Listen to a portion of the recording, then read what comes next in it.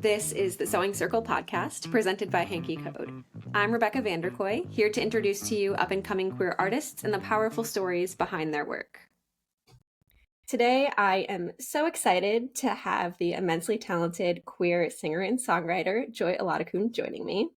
Earlier this year, she released her single War Games, and she's currently touring as well, so make sure to definitely see her if you can. Joy, thank you so much for joining me today. Yeah, thank you for having me. I'm excited. Really thrilled to have you. So, to kick this off, you've been sharing your music on Spotify since 2016. And I'm curious, how long have you been writing and making music? Oh, it- my entire life, basically. I think when I was a kid, I, even before I learned how to play the guitar, I think there was this sort of like inclination to use like music or poems or lyrics as a way to express my feelings. And then one Christmas when I was 10, my parents bought me a guitar and I just sort of ran with it. I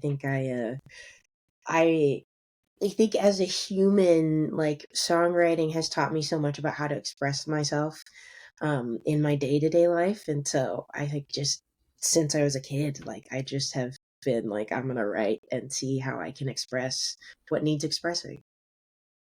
That absolutely makes sense. So, did you kind of know, like, from the beginning then, like, age 10, were you like, this is what I want to do as a career? Or when did that come?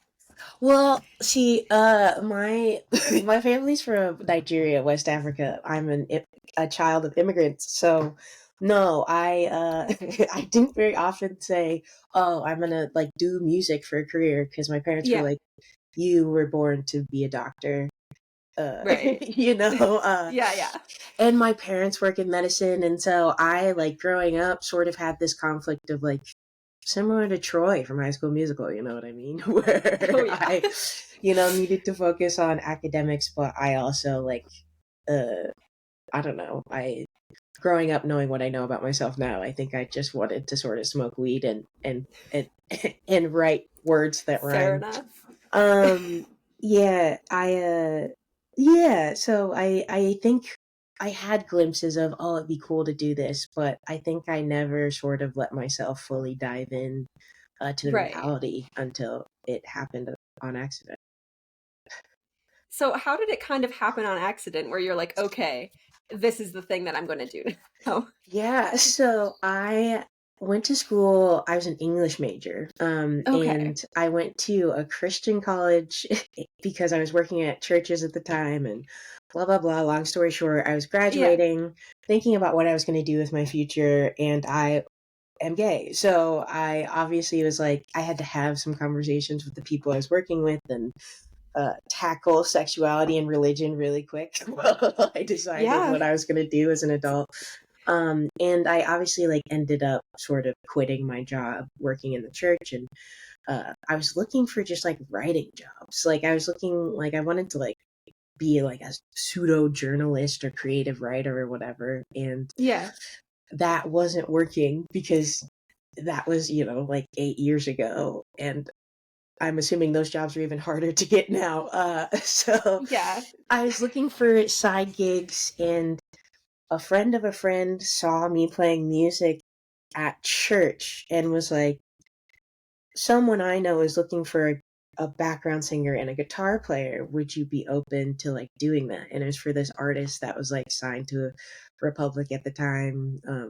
He's this like cool super producer now. His name's Andrew Watt. And it was just like I started like singing with him and playing, and like I was like, oh shit, people do this for work. Like I just like it Like, was this is sort of an like, option. this is a job, like. And Yeah. yeah, so for me it started like I thought I was gonna gig and songwrite and sort of play in the background a lot. That was my first goal when I Right. first started playing music, and here we are now. It's all kind of just like meant to be. It sounds like it sort of just like fell into place one way or another. Yeah. So let's see. So you've been releasing music for now almost a decade. And I am curious, like, has your music style, your writing style, how you approach your music, has any of those things kind of changed over the past decade? Yes and no. Well, honestly, no. I do. I feel mostly similar to that kid who started writing music to express themselves, I just Yeah. always when I come up to the studio to write or go write with someone that I'm working with, like my goal is like, what is the feeling, what is the thing, and how do we express it the clearest, And I think although the environments change, I think for me the purity of I just want to make something that's honest, and that helps people navigate their lives, like a lot of my favorite music and artists have, that remains the same. Yeah. No, I feel like that's also a really good thing though, because like even if things change, like kind of the core of like what you want to do and why you're doing it isn't changing, Yeah. which I think is important for sure. Yeah. As you're mentioning like other artists that you love, I'm curious, what are artists that you're been like really into lately? That's a great question. I feel like I always panic when people ask me this. Let me see. I honestly, obviously, D'Angelo just passed, so I've been like revisiting a lot of D'Angelo's catalog just as like I recorded my last record, like a good chunk of it at Electric Lady Studios because I love D'Angelo and I would listen to Voodoo on the way in, and so I just really, I've just been running that back. I feel like I'm about to mention a bunch of old people. I've been You listening can do to that. That's allowed. I've been listening to Miriam Makeba. She's a South African artist who has this incredible version of "For What It's Worth," that like song by all the white boys. If you ever, yeah, I love that. Bruce Springsteen just did like the Electric Nebraska reissue, so white fathers and I across the nation are celebrating the release of that. There you And go. then, yeah, the Leon Thomas EP is also really cool. I like that he's on Amazing. this like funk rock wave. Yeah, amazing. Yeah. So, switching gears slightly, kind of looking more at like some of the projects and different collaborations and things that you've done, I'm curious, is there kind of a specific project that at the moment you're especially proud of that you've put out? Oh, I think honestly, just from a collaboration standpoint, I'm proud of the collaborations across all of my records. Like I've been in that space of thinking about them for obviously I'm working on new music, so you're thinking about who you're gonna invite in. Um, Right.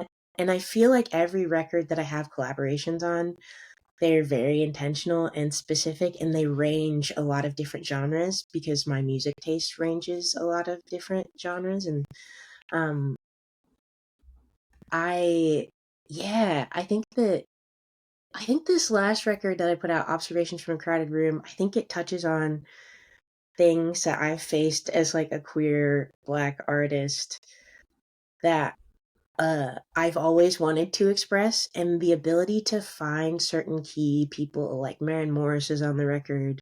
There's a rapper in town that I love named Brian Brown who's also on the record. Like they're my friends, the Kentucky Gentlemen. Like I chose people that I felt like would also represent the message of the record. And so I'm really proud of that just from the standpoint of I think that the record sort of showcases the relationships that I've built over the past few years in music and really sort of, Yeah. I don't know, uplift the messaging. No, that completely makes sense. And also like it is a fantastic record that I very much have enjoyed listening to. Thank you. I appreciate it. Yeah. So you mentioned like kind of being able to explore different aspects of like your existence as a queer person and all of those different things. And that's actually something that I always like to ask people on this podcast is what does queerness in your work mean to you personally? Yeah. Queerness in my work, I think, shows up in unexpected places because obviously there's the like, there's the fact that I write about relationships and love, and I don't, Yeah. I never hide from what that's about or who that's about. But there's actually, I think, another like queer aspect of my work that I talk about a lot, but I don't know that people always think about. I tend to like every song, every production, everything starts with me thinking about like if Nina Simone or Bob Marley or Bill Withers didn't have to deal with the things that they had to deal with when they were making music, what would they make and how would they release it? And I think that it's not obviously queer in the sense of like, I'm not like a I'm not, at a Sylvester tribute concert, or I'm not like, there's not these obvious sort of like references to queer and black and all this music of the past. But I think that people are able to find pieces of themselves in their culture in the sonics as much as they are in the lyrics, and that's always been a big Yeah. goal of mine.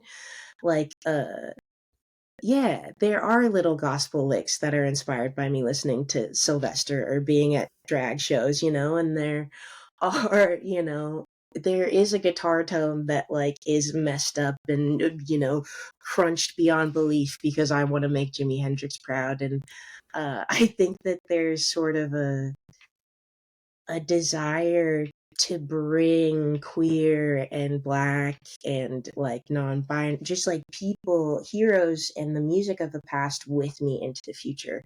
um and I think that's a queer aspect of my art that I really like to celebrate and hold in front of me all the time. Yeah, I think that's really cool, especially just kind of pulling, from a variety of different places and different times and different inspirations, but like making it also something that's like very uniquely yours as well, but kind of paying Yeah, tribute, I guess, is a really cool thing. yeah, that's the goal. It's just to like Yeah. sometimes I almost want people to hear my music and then maybe like hear something from another artist of the past and then just immediately go like I want people to stream me and then stream Bill Withers, like, or like I want people to Yeah. stream me, and then sort of go celebrate and engage with other things. I think I've never been the type to want to be like the hero or like the main character the whole time. Yeah. No, that makes sense. Yeah. So obviously, you kind of have touched on it a little bit in terms of like inspiration and kind of where you're pulling from, whether it's sonically or other things. But I'm curious, like, where else do you draw inspiration for your work? Yeah. Nature is a huge thing for me. Like even something as simple as starting my days on the back porch with like coffee and like watching birds. Like I think that there's this Woody Guthrie quote that says you can only write what you see. And I think that nature is a big part of just what I need to take in to be able to create. Yeah. Yeah, that it's a huge influence on me. Like even my last record, there's a bunch of field recordings of birds from the places that the songs were written in. So, like at Yeah. the beginning of the record, the birds are from this river in Oregon that I wrote the first song. And then at the end, there's another song about birds, LOL, where it's about Nashville, and all those bird sounds and things are pulled from like birds that I recorded in my backyard and like Yeah. all this stuff. That's so So cool. yeah, I just like I nerd out about stuff like that. I don't people like it's stuff people don't hear or maybe notice, but for me, it's sort of like this handmade quality to my work where it's like 3 records ago, there's a song where you can hear my dog's feet on the hardwood floor of the studio, and I just left it Yeah. in there because I'm like, that's part of what's It's happening. meant to be Yeah. there. Yeah. Yeah. Yeah. Oh, I love that. Especially I'm very into the birds of it all because I just love some birds. And Mm. so including that in there and also just the songs about birds, I was like, yes, I'm really into Yes. all of this. I love birds. Maybe Me that's too. getting older, like just love Yeah. birds now. No, they're really great. I have to say I get why people are like why my grandparents are so into like bird watching. Like I understand. I don't know when it flipped, but something flipped. I was like, holy shit, they're just birds every I was inside Yeah. watching TV as a child. I could have been looking at birds. Yeah, should have been, honestly. Got to make up Yeah. for lost time now. Yes, exactly. So, switching gears slightly, I'm sure that touring is on your mind with, you've been touring, you've done a bunch of different shows, you've done some festivals, and I also know you have some upcoming shows. And I'm wondering, are there any particular songs that you really especially enjoy performing live? Mm. There's a song called Sweet Symphony that I wrote my goal was to write a love song that my dad could sing to my mom. Huh. My dad used to come home from work and like just like sing these Motown songs or just like, like early 90s R&B. You pick a song and bring flowers and sing her these little songs when he got home. And Sweet Symphony for me started as like a not even a writing exercise. I was like literally like I'm bored and I want to write a song that my dad would would sing to my mom. And so every Yeah. time I play that song, it's like bringing a bit of like my life and my family and my background uh honestly to the stage and to the music. I think it's exciting that people get excited to hear it, but for Yeah. me it also yeah, it just there's something about it that feels like this is the type of music I've always wanted to make that feels sort of like it doesn't have a time or like a place that you can put it. Like it's always going to be relevant. It's always going to mean something and it can soundtrack people's lives. Like that's what I Yeah. want. Like I'm not one Yeah. of Those are those. the best songs for sure. Yeah. Yeah. But I think that is also like there is something really cool about songs like that, just because like it doesn't really matter what someone's background is or where they are in life, because I think that they can always just like pull something and be like, oh, this relates to me, or I feel aspects of this that like really resonate, which is such a cool thing about music in general, I guess. Yeah. That's honestly, yeah, that like hits the nail on the head because that's something I get insecure about in my work, especially like we live in the age of like hyper specific singer-songwriter music. And it's almost like the more you can fit in the like grainy sort of like, I don't know, we fought outside a bar in Soho type details into your music, Yeah. the better you're considered to be as a writer. But like, I grew up on Motown, or even like I was working out this morning and listening to Graceland by Paul Simon. And Love like, it. there's specific language, but ultimately a lot of the message of the music is like universal. Like, it felt like Yeah. the goal was to like bring people in as opposed to like convince people that you're a good storyteller, so to speak. Yeah. And so that's what I'm trying to do and trying to hold on to in my work is just like, just write the Motown songs, write the simple shit. You don't have to be impressive or like, you don't have to, I don't know, you don't have to like show people your scars all the time. You can almost like alchemize the pain into something that helps you heal and other people heal. And that might be impactful in a different way? Oh, absolutely. And I think a lot of it too is just like about that connection. And I think especially when it's something where people can put like project their own experiences onto it, then like there is a different level of connection there, which Yes. is something that's really cool. Yeah. Yeah. And I think it's the part of me that grew up in church and also the part of me that is like I don't know, like uh being really real for a second, being black and queer on planet Earth is lonely. you know? Yeah. And so Yeah. to create music that is about like finding people, like and finding understanding, I feel really blessed. And it's even one of the things I said on my last album is like, if I stop making music tomorrow, uh, I would be okay with it because I've seen corners of the world or like a sense of community that I didn't think I would ever see. Um, Yeah. and so that's the goal for me is like, let's create something that feels universal? Yeah. No, that like is very powerful, and I think like to anyone of any variety of being like other, whether they're queer or black or just anything that kind of makes you feel different, like something about that like universal experience is like, oh, well maybe I'm not actually as alone as I feel like I am. Yeah. And also, I think it opens the door for empathy too. Like, Yeah. I make music personally so that all all the white dudes who come to my concert for some reason, I like really white men fucking love my shit, and I love that. I love that you're here. Like Yeah.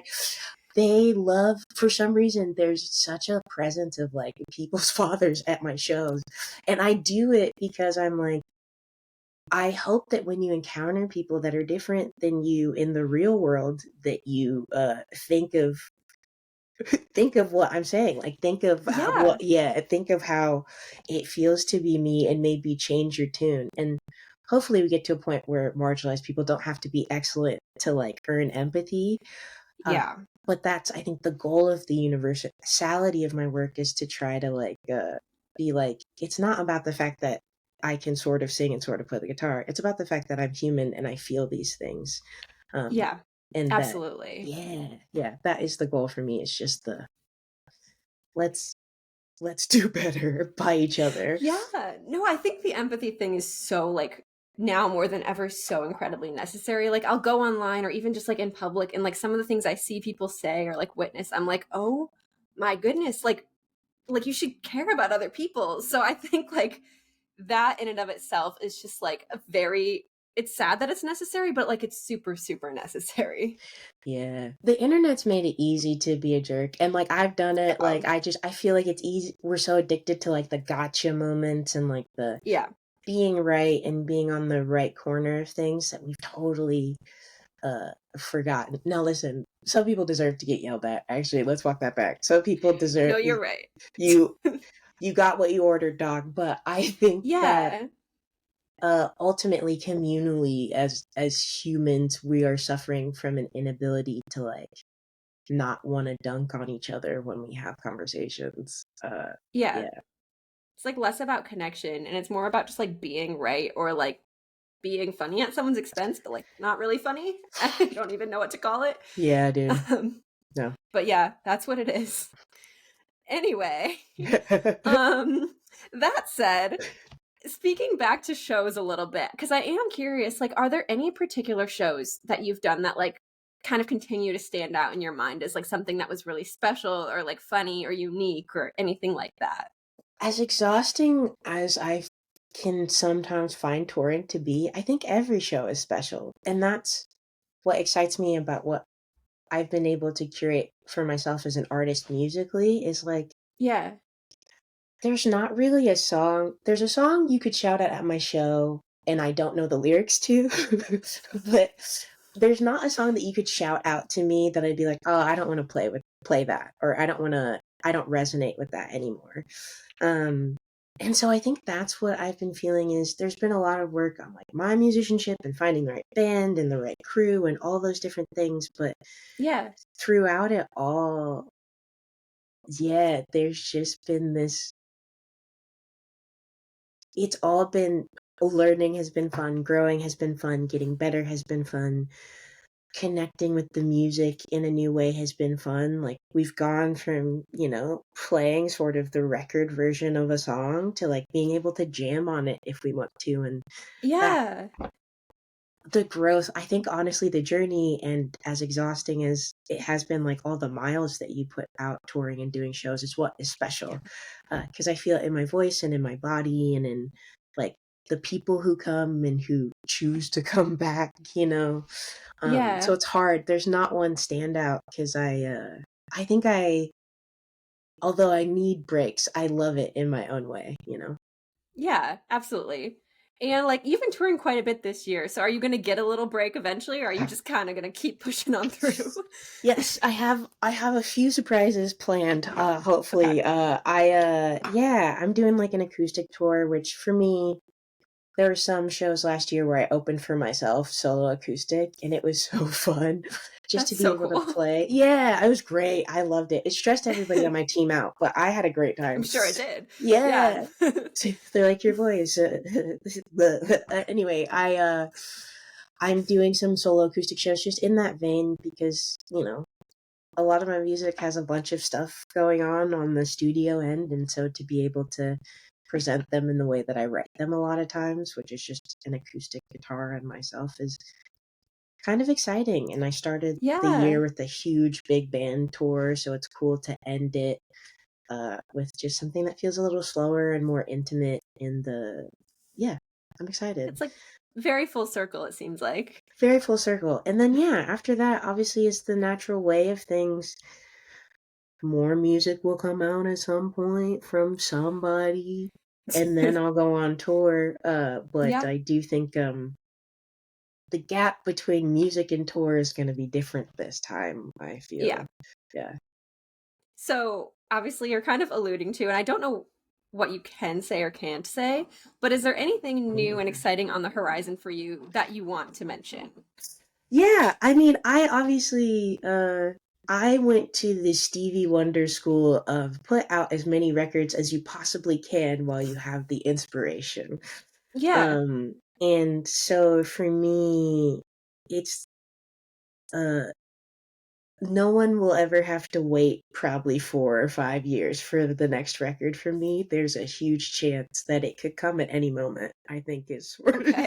sort Sounds of, good. yeah, sort of the vibe. I think I'm Yeah. personally playing with as an artist, like I've given so much of myself in every channel before, like on social media, I'm honest, I make these YouTube videos, I like do all this stuff. And Yeah. I think for the past few months, I've pulled back and just put everything into planning what's next in terms of the music. And I'm really excited because I think it's coming together the way that I want it to. And I just, it's sort of like the slap countdown from How I Met Your Mother. You know what I mean? Like Fair enough. you can consider this the beginning of the slap countdown. Is like technically there Noted. is another Joy Oladokun album that is Yay. basically finished, and it literally it could come out right now. It could come out Anytime. anytime at any moment. So Oh, yeah, that's that's that's exciting. where I'm Something for at. Yeah, people to look forward to. yeah, yeah. And the suspense, because who can say when it will be? Who can say when it will be at any moment? Yeah. Well, thank you so much for taking the time to chat with me. Of course. I've been really enjoying your music for years now, and I'm super excited to see what you put out next whenever that album may come.